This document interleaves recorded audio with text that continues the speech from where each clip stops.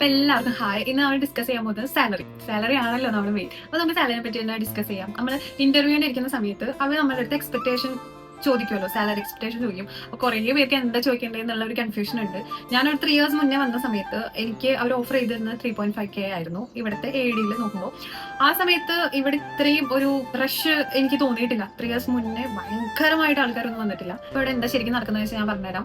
കുറേ പേര് വിസിറ്റ് വിസയിൽ വന്നിട്ട് ജോബ് കിട്ടാതാവുമ്പോൾ ലാസ്റ്റ് ഇപ്പൊ നമ്മൾ മുന്നേ ഇന്റർവ്യൂ ചെയ്തവർ ചിലപ്പോൾ വിളിക്കും, അല്ലെങ്കിൽ നമ്മൾ അവരെ കോൺടാക്ട് ചെയ്യുമ്പോൾ ആ വേക്കൻസി ഉണ്ടെന്ന് ചോദിക്കുമ്പോൾ അവരുണ്ടെന്ന് പറയും. അപ്പൊ നമ്മളുടെ മൈൻഡ് എങ്ങനെയാവും, ഏതെങ്കിലും ഒരു ജോലിക്ക് കയറട്ടെ എന്നുള്ള ഒരു രീതിയാവും. അപ്പോൾ അവർ ഓഫർ ചെയ്യുന്ന സാലറി ഇപ്പോഴത്തെ ഫ്രഷേഴ്സിന് 2500 ആണ്. അപ്പോൾ അത് അവർ എഗ്രി ചെയ്യും, കയറും. അപ്പൊ ഇവർ കയറുന്നതുകൊണ്ടുള്ള പ്രശ്നം എന്ന് പറഞ്ഞിട്ടുണ്ടെങ്കിൽ അപ്പോൾ നെക്സ്റ്റ് ടൈം അവർ ഹയർ ചെയ്യുന്ന സമയത്ത് സെയിം സാലറി തന്നെയായിരിക്കും നമുക്ക് ഓഫർ ചെയ്യുക. അപ്പൊ നമുക്കൊരു കുറച്ച് ചില കമ്പനീസിന്റെ കാര്യമായിട്ട് പറയുന്നത് MNC കമ്പനീസ് ഒക്കെ അടിപൊളി സാലറി പാക്കേജ് തരുന്നുണ്ട്. അത് നമ്മൾ സംസാരത്തിലിരിക്കും. നമ്മൾ സംസാരിച്ച് നമ്മൾ കൺവിൻസ് ചെയ്യണം അവരുടെ എക്സ്പെൻസും കാര്യങ്ങളൊക്കെ ഇങ്ങനെയാണ്, ഞങ്ങൾക്ക് ഈ സാലറി കൊണ്ട് മീറ്റ് ചെയ്യാൻ പറ്റില്ല, പിന്നെ എനിക്ക് ഇത്രയും സ്കില്ലുണ്ട്, എന്തുകൊണ്ടാണ് എനിക്ക് അങ്ങനെ നമുക്ക് ചോദിക്കാം. അങ്ങനെ ചോദിക്കുന്നതുകൊണ്ട് ഒരു പ്രശ്നമില്ല. നമ്മൾക്ക് നമ്മുടെ സ്കില്ലിൽ കോൺഫിഡൻസ് ഉണ്ടെങ്കിൽ അവരുടെ നമുക്ക് എന്തായാലും ചോദിക്കാം. അതിന് ഒരു എന്താ പറയാ, അതൊരു കോൺഫിഡന്റ് ആണ്. ആസ് പെർ സ്റ്റാൻഡേർഡ് എന്നൊക്കെ പറയേണ്ട ആവശ്യമില്ല. ഞാൻ എക്സ്പെക്ട് ചെയ്യുന്നത് ഈ ഒരു എമൗണ്ട് ആണ്, കാരണം എനിക്ക് ഇവിടുത്തെ എക്സ്പെൻസ് കാര്യങ്ങൾ മീറ്റ് ചെയ്യണമെങ്കിൽ എനിക്ക് ഒരു ഈ എമൗണ്ട് എന്തായാലും കിട്ടിയിരിക്കണം എന്ന് പറഞ്ഞിട്ട് അവരുടെ അടുത്ത് ബാർഗെയിൻ ചെയ്യാം, നൈസായിട്ട് ബാർഗെയിൻ ചെയ്യാം. അല്ലാതെ എനിക്കിത് തരണം അങ്ങനെയൊന്നും പറയരുത്. എനിക്ക് പഠിച്ചതിനും എനിക്ക് ഇത്രയും സ്കില്ലുണ്ട്, എനിക്ക് ഇങ്ങനത്തെ കാര്യങ്ങളൊക്കെ അറിയാം എന്നൊക്കെ പറഞ്ഞ് അവരെ കൺവിൻസ് ചെയ്യണം. അപ്പൊ നമുക്ക് ആ ഒരു പാക്കേജ് എന്തായാലും അവർ തരും. പിന്നെ നമ്മളുടെ ഇന്റർവ്യൂ എടുക്കുന്ന സമയത്ത് നമ്മുടെ കോൺഫിഡൻസിലാണ് അവർക്ക് മെയിൻ കാര്യം. കുറേ പേര് പറയുന്നുണ്ട് ഞങ്ങൾ അറ്റൻഡ് ചെയ്തു കിട്ടുന്നില്ല, ഞങ്ങൾക്ക് ഇന്റർവ്യൂ കോഴ്സ് പോലും വരുന്നില്ല എന്ന്. അപ്പൊ ഞാൻ ഇന്റർവ്യൂ കോഴ്സ് എങ്ങനെയാണ് ക്രാക്ക് ചെയ്യാന്നുള്ള കുറേ കാര്യങ്ങൾ പറഞ്ഞു തന്നിട്ടുണ്ട്. അതൊക്കെ ഒന്ന് ഫോളോ ചെയ്താൽ തന്നെ എല്ലാം കറക്റ്റ് ആവുന്നതാണ്.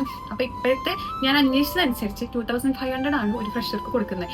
എല്ലാ ഫ്രഷേഴ്സിനും 2500 എന്നല്ല ഞാൻ പറയുന്നത്, ഒരു മെജോറിറ്റി പീപ്പിൾ. കാരണം അതിനുള്ള റീസൺ ഇത് തന്നെയാണ്, ഞാൻ നേരത്തെ പറഞ്ഞ പോലെ ഉള്ള റീസൺസ് ആണ്. പക്ഷെ നമ്മൾ ബാർഗെയിൻ ചെയ്യണം, പറയണം ഞങ്ങൾക്ക് ഇങ്ങനെ പറ്റില്ല, ഞങ്ങൾക്ക് ഫുഡിന് എക്സ്പെൻസ് ആണ്, ട്രാവൽ എക്സ്പെൻസ് ആണ്, കാര്യങ്ങളൊക്കെ പറഞ്ഞു കഴിഞ്ഞാൽ നമ്മൾ അവർ കൺവിൻസ് ചെയ്തേ പറ്റും. നമുക്കൊരു ജോബ് കിട്ടണമെങ്കിൽ നമ്മുടെ സംസാരമാണ് ഒരു മെയിനായിട്ട് നോക്കുക. പിന്നെ കുറെ പേര് ഇംഗ്ലീഷിൽ ഫ്ലുവൻസ് ഇല്ല, അല്ലെങ്കിൽ എന്താ ചെയ്യാന്നൊക്കെ ചോദിച്ചാൽ പടം കിട്ടിയിരുന്ന് പഠിക്കുക.